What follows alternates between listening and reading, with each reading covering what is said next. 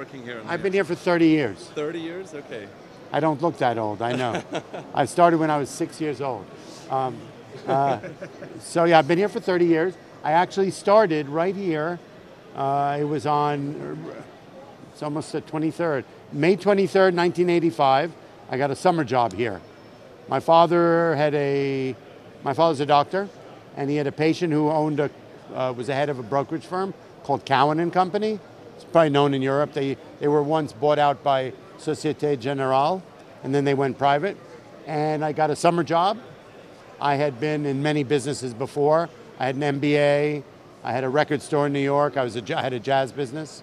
And then I had lived in Africa for 2 years, doing finance for the dictator of the country. So I've had a very spanned past.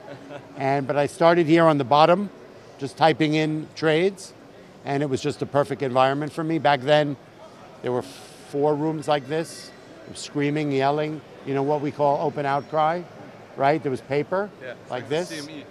This is why I still have this in my pocket for 30 years. They still do that on the CME, right? Or? Oh, perhaps, yes. CME they do, but we don't. Yeah. We haven't done this for years. Wow. And then I just went up the ladder. That's the only way to do it here. Great. There's no train. You know, you guys can train for your jobs, but to be actually down here, it's not like you can go to school for it. You know, you learn in the fire. That's the way it is. Yeah. And it's either the job you love, or it's something you're just not interested in. Did you know that you're also famous in Germany, or not? Do I know I'm famous? Yes, of course. Yeah. Of course I am. I wasn't always famous here. Yeah. I was always famous for something, but it wasn't always good things. Okay. But in the last, I don't know, maybe 10 years, it's, how long have you been here? I arrived here 5 years ago. 5 years ago. So I think it was probably in 06, 07 during the crash that they started letting the press here on the floor, taking photos more, you know, and I have this look, the Einstein look, and I got one picture in a newspaper, and then it became sort of a big deal, and then it took off.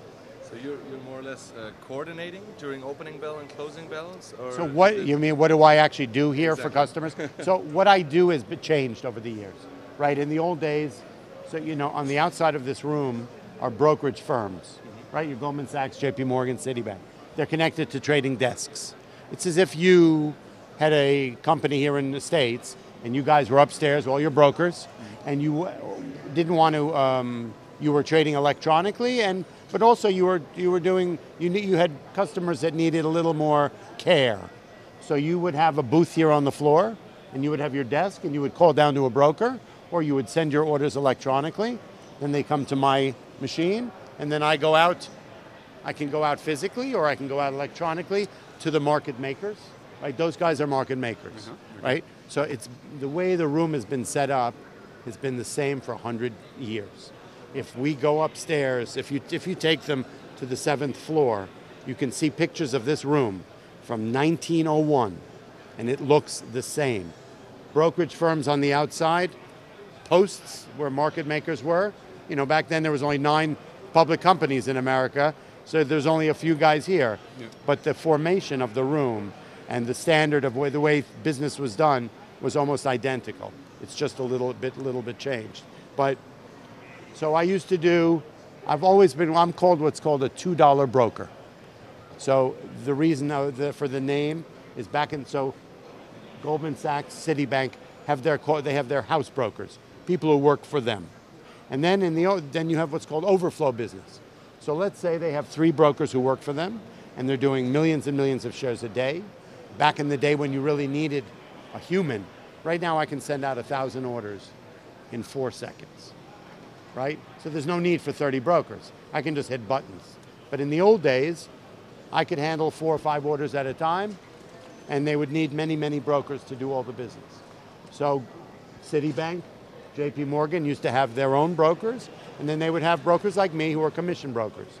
People who have relationships with the market makers that are special. You know, everybody has a different art down here. Some people are people, you know, I'm the guy who knows about food, about, it's so funny, in the old days there were 1,600 brokers. So this is a seat. That's what's called a seat on the stock exchange. Gives me the right to trade stock, right? In the early 1900s, they created 1,564 seats. That was the number. It's like we have in America taxi medallions.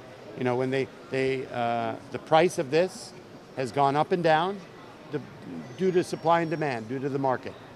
You know, before the crash of 29, the value of this was about $183,000. After the crash, it went down to 13,000. Then it went up to 250, then down to 100. The company went public, right, and merged with your exchange back in whatever day, right? It was worth $8 million. So the right to trade this has gone, is due to supply and demand. They never made more seats. Yeah. 1,564 seats, started in 1899, right? And so the value has gone up all along. So the kind of business I do has changed over the years. Yeah. I used to do overflow business for the big houses, and then when it became electronic, everybody's just, you'd rather use a machine, right? So I had to reinvent, you know, this room had 10,000 employees, right? There were 1,600 brokers. Now there's maybe 800 employees and 400 brokers because of this machine, right? So me as a broker, I could become obsolete or I can reinvent what I do. So I have to have an added value to my customer, right? So my customer wants the human interaction. He wants to know, he doesn't want to know what the machine says. He wants to know what the feeling's going on. And so here's an example of what I do. So I track 2,300 stocks. All these stocks, what I do. Okay, every day. You can't see it now, but as you know, stocks open at a particular price, okay? And that's due to supply and demand. Mm-hmm. So depending on what happened overnight, there's an interest. Some stocks there's very little interest. Some stocks there's a big interest. And so in the morning we get a feed. Here, let's go to stocks that you'll know. So I can sort it by the amount of shares to buy and sell, or I can sort it by here. Exxon Mobil, Weyerhaeuser, U.S. Steel, right? So when I'm able to track all the stocks. You don't see any spreads or it's prices? already, Oh. you don't see, the market's open. Okay. So once the market, all these stocks are opening, the morning imbalance disappears. Now, if I want to see where it's trading, I can go to the trades. So we look. MOC, this morning, is a company, I don't actually know what they do, but they got a government contract this morning. All right. So it's a $2 stock, opened up 50%.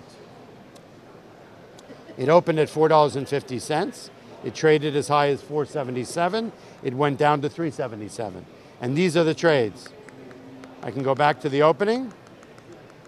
Okay, so, and then if I want to see what a stock is doing now, let's pick Alcoa. So that's the market in Alcoa. Yeah. So this is an active, streaming, running market. So right now, you'll see you'll see it ticking. Yeah. It changes because it's trading. It's offered, right, 79. So you add 2 zeros. That is the price that people are willing to buy it at. This is just like you making a market. Yeah, the order book. This is the bid and the offer. Yeah. Someone's willing to pay 84 for 1,800 shares. Someone's willing to sell 15,000 at 84. 83, 84, 82, 83. Do you have the possibility to open short positions as well? Absolutely. Okay. Oh, absolutely. Now, my customer has to borrow. Yeah. I don't do the initiation of the borrow. Okay. So if my customer wants to short stock, he does the borrow upstairs. He sends me the order with instructions. And if the stock is trading in line, I can sell it on minus ticks. Yeah. In the old days, you could only short stock on a plus tick. You know what that means? Yeah, sure. Okay, they changed that law. Okay. You guys have always been able to short on minus ticks. Our belief was that that we don't want short sellers to manipulate the market. It doesn't take a genius to figure out if the stock is going from $8 to $7 that it's going lower. Yeah. So to short it, it's not. So their belief was that if you're going to make a bet that the stock is going to go down, and you're going to be a short seller. You should have enough confidence in your decision that you're willing to sell it on a plus tick. They suspended that rule during the crisis, Lehman and whatnot, right? Yeah. For us right now, we can sell on minus ticks short as long as we have a borrow. You know what that is? Yeah. Okay. If the stock is down more than 10%, we have a short rule goes into effect, which means I can no longer sell it on straight minus ticks. So if it's a $7 stock, down 70 cents already, and I get an order to sell 50,000 short, my machine will know that it's called SSR, short rule exemption. I cannot sell it on a minus tick, so it will always sit on the offer side. Yeah. So if somebody comes in and buys them at 83, I will participate in the same. Does it give you the opportunity to launch a pending offer that once it goes up, like for example 5% again on a plus tick, you go short again? Once a short rule is in effect, it stays in effect for the day. Okay, all right. So if the stock goes from 7 to 5, or 7 to $6.30, Yeah. So the 10%. and then it goes up to 8, it's still, the rule is in effect for the until next the day. next day trade. All right. So anyway, so what do I do? In the morning, so I have basically 2 customers, okay? Most customers now, as you can see, it's very quiet here. Yeah. There's only 400 brokers. They're not 1,600 brokers, right? Trust me, it's much louder than in Frankfurt. It's much louder, still much louder It's than still Frankfurt. much louder than in Frankfurt. You can hear a pin drop in Frankfurt, right? Yeah. So anyway, in the mornings it's busy. In the afternoons it's busy. Usually from 10 o'clock to 1 o'clock, it's quiet because people put their orders here. So I have the opportunity to use algorithms. Look at all the options I have. So if I get a customer order, buy 100,000 shares. In this market, when the market goes, as you see it is, as volatile as it is, nobody really wants to make a stand. Why would I buy 100,000 IBM on the opening if, you know, Janet Yellen speaking at 10, market goes down 400 points, up 600 points, I look like an idiot. So most people's position is, I just want to be an average, I'm sure your customers are the same. They do the VWAP. They want to be an average price over the day. Yeah. That's the way you can always explain to you, why did I do what I did? If I said to them, you know what, I was in an algorithm, I was 25% of the volume over the day, right? And I beat the average price, the customer's got to be happy, right? If there's a chance I bought 100 thou IBM on the opening, market goes up 200 points, I look like a genius. Chances of that are not so good. I may look like a genius, I'm not always a genius. So what people do, big institutions, is they will buy, let's say they have their morning meeting, they have 1 million shares of XYZ to buy. They will buy 200 thou in the opening. They will buy 400,000 in an algorithm from 10 o'clock to 2 o'clock. Hey, look, so we have the choice here. One of the I have all these, look at, I have hundreds of algorithms that I can choose from, right? So so you have a time weighted average, you have a volume weighted average, 10%, 15%, so look, dollar neutral, I mean, you can do all kinds of crazy shit, right? I can do anything. So what most people will do is they will buy 200 thou in the opening, they'll buy 400,000 over 4 hours. I can do it time, right? 25% of world volume. And then at 2 o'clock, I take a break, and then I buy 400 thou in a close. That way I can explain to my customer that, I mean, if I had 1 million shares to buy, that's what I would want to do. I want to participate on the opening, because you don't know what's going to happen. I want to be an average of what's going on in the world over the afternoon, and then I want to participate in the closing price. Yeah. That way I can, any customer would be happy with that explanation, right? Did you get the orders to this thing, or? They come directly through from my customer to my machines in my booth, and then directly routed to me. Oh, okay, so you're immediately acting. So I receive the order, and then I have a sense of what the customer wants to do, and then if he says to me, just buy them, I just hit a button here. He says to me, buy me 50,000 Alcoa at 79, there'll be a little, if the order generates here, there'll be a little square here, and I can hit it, take button, and I can just take the offer. If he says to me, buy 10,000 and then work 20% of the volume, I can do that too. I can do anything. So And it's instant execution. it's instant execution, if I choose. Yeah, okay. Okay, otherwise it can be over 2 hours or whatever. So what do I do? Now, my customer is a hedge, my biggest customer. I only have 2 left. I have one as a big hedge fund.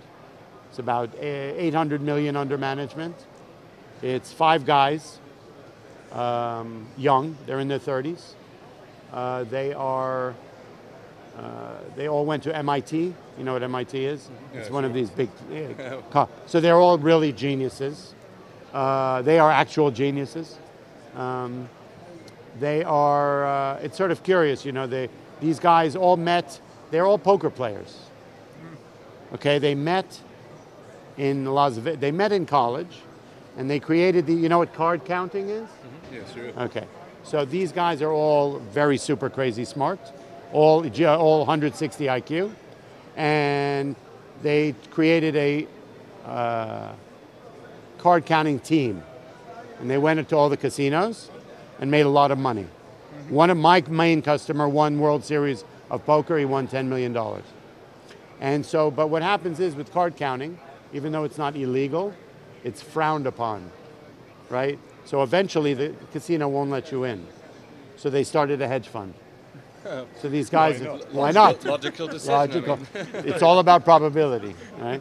Trade for my customer, which is one of many strategies that they do, is a short-term trade.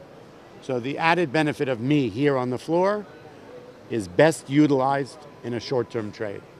I'm not an analyst, I'm not an economist, I'm a market reader, I'm a day trader. So my expertise is to make a judgment at 2 o'clock where the market's going to close at 4 o'clock. And through that I'm able to buy the market, sell the market, short the market, buy stocks, buy futures, and at 4 o'clock I'm flat. Amazing. So that's exciting. I mean, for me, that's exciting. It's, you know what, right now, it's the flavor of the moment, right? It's the fruit of the day. It may change in a year or two, right? 5 years ago, I didn't do this. I was trading customer business.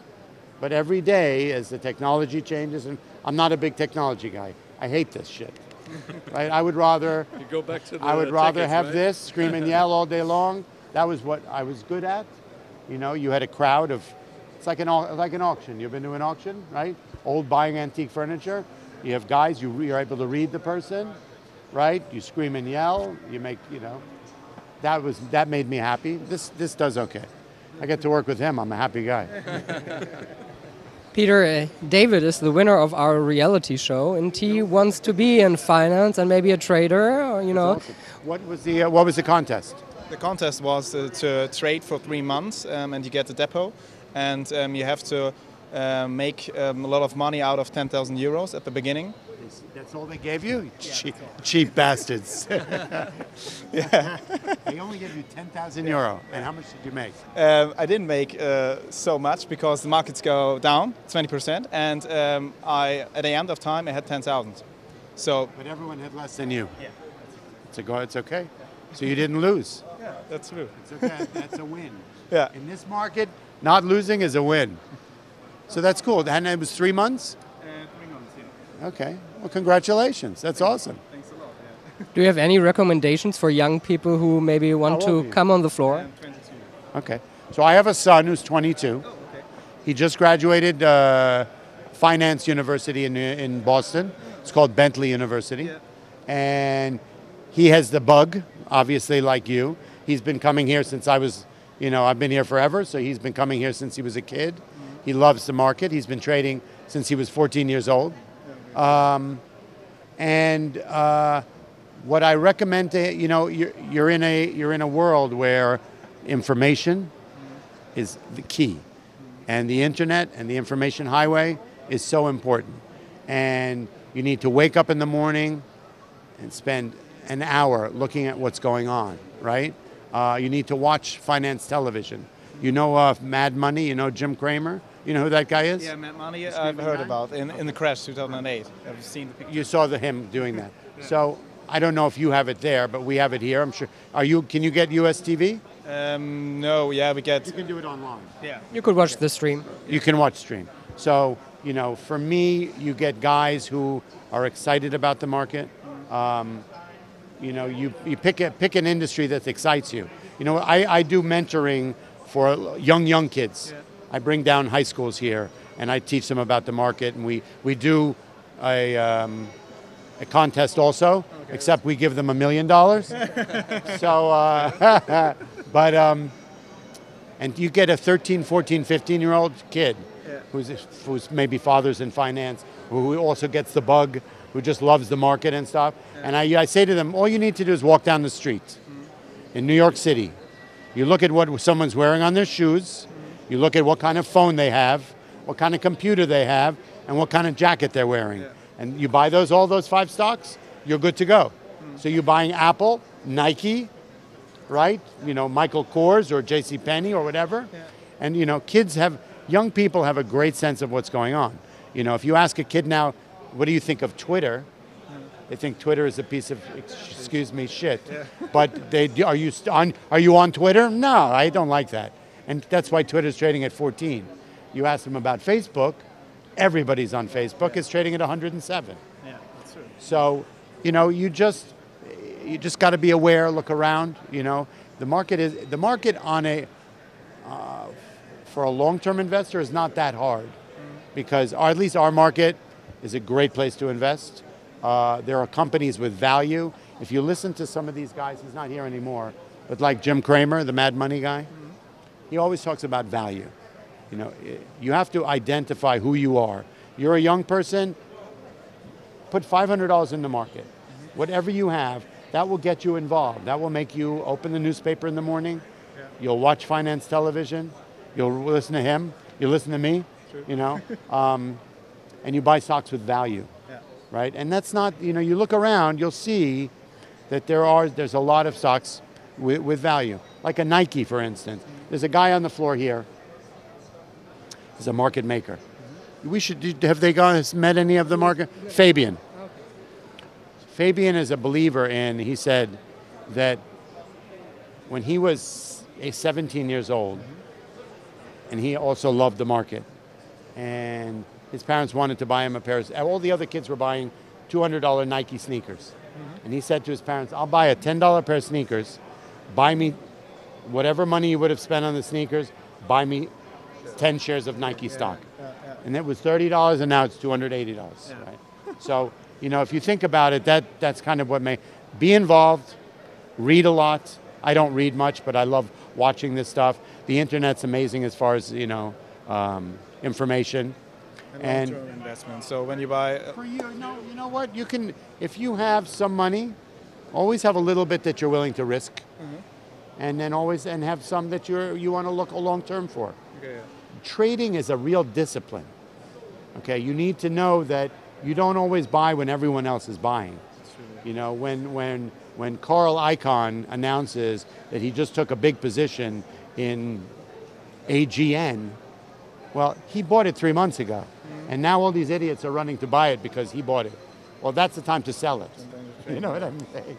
So you can be contrarian. You know, you can. I have a friend, I'm happy to give you his name, who runs a trading school. Oh, okay, cool. Yeah. So the discipline of how to trade, I sent my son to trading school from the age of 15 until he was 19, every summer. Because in school we don't learn about... You don't learn about trading. Yeah. You may learn economics, you may learn a little about finance, you may learn about accounting, but that doesn't necessarily help you here. Yeah. So I'll give you the guy's name, you go online, he mentors people, young people, you take his class, then he has a chat room. So there's all kinds of day trading too. There's technical day trading, there's called swing trades. Yeah.